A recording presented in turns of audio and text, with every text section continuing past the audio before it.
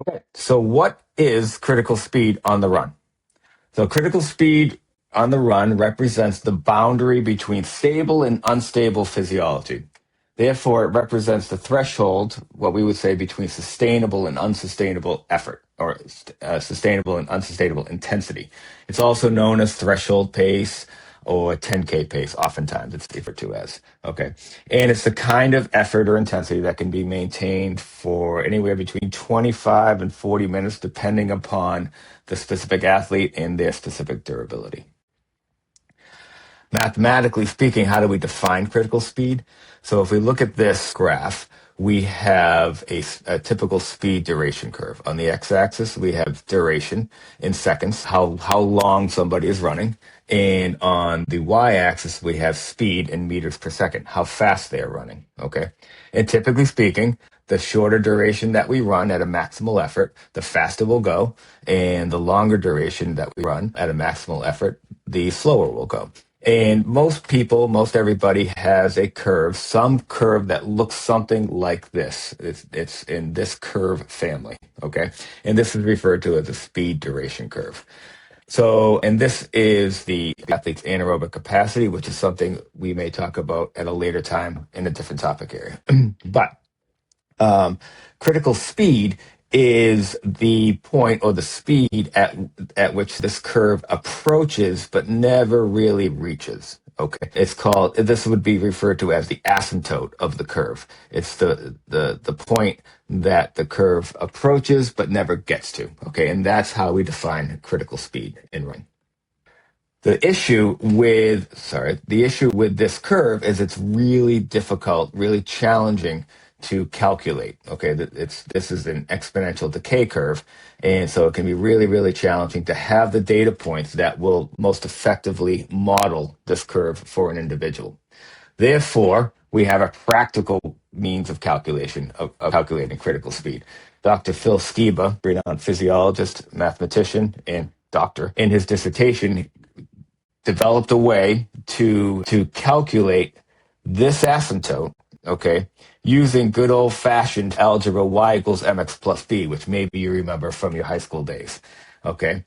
And so in so doing, he hypothesized that we utilize a protocol where we test three different distances or durations: a short duration, a medium duration, and a long duration. Okay, so the short duration, we want to be somewhere in the 75 to 90 second range.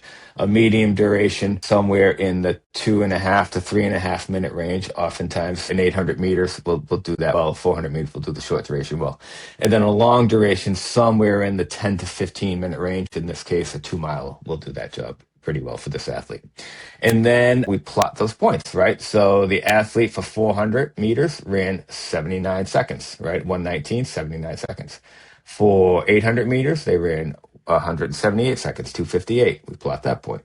And for 2 miles, 3,200 meters, the athlete ran, let me move myself. The athlete ran 1426 or 866 seconds. We plot that point. Through these 3 points, there exists a line of best fit. Okay.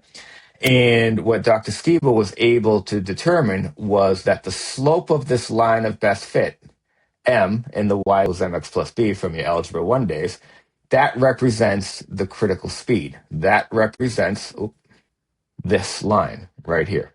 Okay. And in meters per second, which we then translate into a pace, right? A running pace. And then the y-intercept of that line, the b, right? That represents our anaerobic capacity in over here, that space.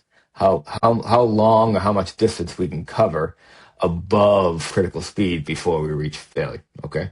So this is a practical way of calculating that. Now, this is not what we do every time we are calculating that kind of thing for an athlete based on their testing. We have a calculator that utilizes linear regression to determine the line of best fit for different distances and durations: short distance, medium distance, and a longer distance.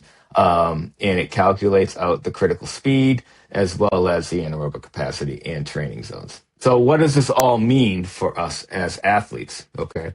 So when we have an athlete, when we do the testing and we analyze the testing and we are able to get a calculate a critical speed for that athlete, we have a really good understanding of the different thresholds and boundaries for an athlete. Let me move again. So we have an understanding of where that threshold is between physiological stability and physiological instability. Okay.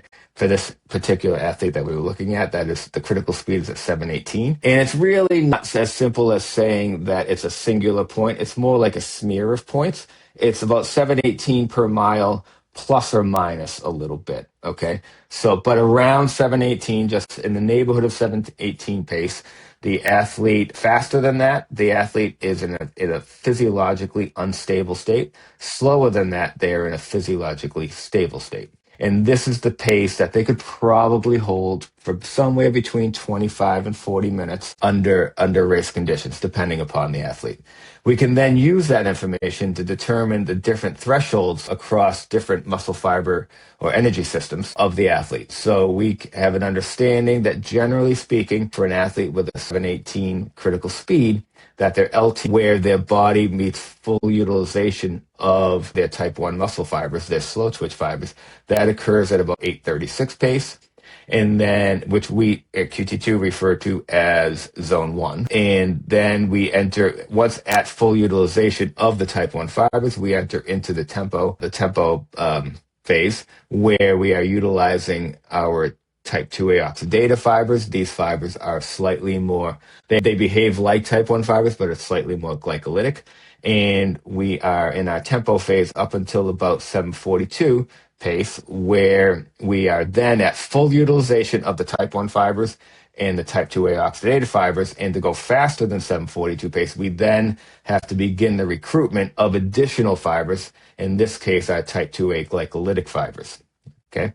And that's how we utilize critical speed, to have an understanding of the different energy systems that we are aiming to train across these different intensities.